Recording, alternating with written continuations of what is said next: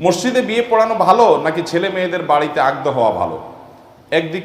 এদিকে মসজিদে বিয়ে হওয়াকে ভালো মনে করে না, আমাদের এদিকে মেয়ের অনুমতি নিতে কাজী সাহেব যায়, সাথে আরো অনেকজন নন মাহরাম পুরুষ যায়। এটা কতটুকু শরীয়তসম্মত? খুবই গর্হিত এবং নিকৃষ্ট কাজ এটা। মেয়ের অনুমতি নিতে কোনো কাজী সাহেবের যাওয়ার দরকার। মেয়ের অনুমতি, মেয়ের বাবা থাকতে আবার কিসের কাজী সাহেব, মেয়ের ভাই থাকতে আবার কিসের কাজী সাহেব? গায়ের মাহরাম মেয়ের সাথে দেখা করতেই পারবে না, জায়েজই হবে না।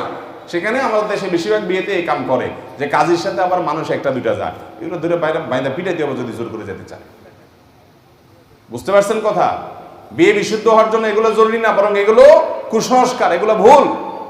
মেয়ের অনুমতি, মেয়ের বাপ যদি জিজ্ঞেস করেন, মা তোমাকে অমুকের সাথে বিয়ে দিচ্ছি, এই ফ্যামিলি, তুমি তো জানো সব কিছু, মেয়ে যদি আলহামদুলিল্লাহ বলে, বাস বাপ আয়সা বলবে আমার মেয়ের অনুমতি আসছে, যথেষ্ট, আর কিছু লাগবে না। মেয়ের বাপ আয়সা মেয়ের পক্ষ থেকে প্রস্তাব দিবে অথবা কবুল বলবে, যথেষ্ট।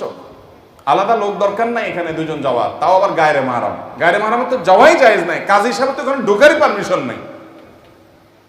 এগুলো আমাদের সমাজের অনাচার, এগুলো আমাদের সমাজের কুসংস্কার। ঠিক একইভাবে আপনার মসজিদে বিয়ে হওয়া জায়েজ কিনা বা বাসা হওয়া উত্তম কিনা, কোথা হওয়া উত্তম? একটা হাদিস আছে, আলিনু হাদান নিকাহ ওয়াজআলুহু ফিল মাসাজিদ, তোমরা এই বিয়েকে প্রচার করো। ওই যে যারা পলায় পলা বিয়ে করেন তারা জেনে রাখেন, হাদিসে আসছে আলিনু হাদান নিকাহ, এই বিয়েকে তোমরা কি করো?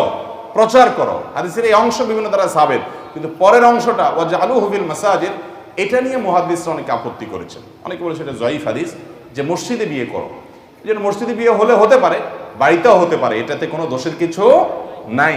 কিন্তু কোন কোন রেওয়ায়েত থেকে মসজিদে বিয়ের ব্যাপারে নির্দেশনা আসছে, কিন্তু সেই রেওয়ায়েতগুলোর বিশুদ্ধতাটা নিয়ে প্রশ্ন তুলেছেন অনেক মুহাদ্দিসগণ। যার কারণে মসজিদে বিয়ে হতে হবে এমন কোনো কথা নাই, বাসা বাড়িতে বা যে কোনো জায়গায় আগ্রহ হতে পারে।